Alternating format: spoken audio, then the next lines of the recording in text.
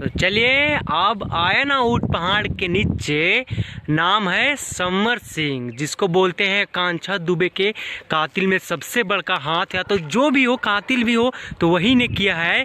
आज देख के ना इस पे बहुत ही तरस आ रहा है, माया लग रहा है कि जी अपने आप के बोला था कि हम शेर हैं, हम केकरो से डरे लाना, धरावे ला थ्रेसर कमरिए नमरिए में खोज देव। ओकर देखा आज की हालत एकदम। तो हाँ, बहुत ही मखमल के ज़िंदगी जीले है, थोड़ा कष्ट के ज़िंदगी भी जी के देखा। एक तो वो जो चली गई वो तो फिर आई ना, लेकिन तोके ये जरूर एहसास हुई कि एगो कहाँ से कहाँ तक ज़िंदगी आ गई, कहाँ प्लस से डायरेक्ट माइनस में गिर गए, ये तो तोके जरूर पता चले। हाँ, बात रहल हमनी के, तो हमनी का कर सकेला बताओ।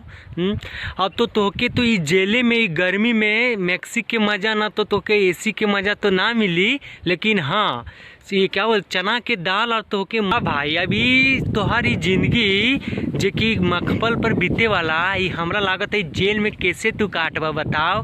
बोली हमनी के ऑर्डर मारा, पहुँचा दे वहीं तोके एसी लगवा दे, पंखा।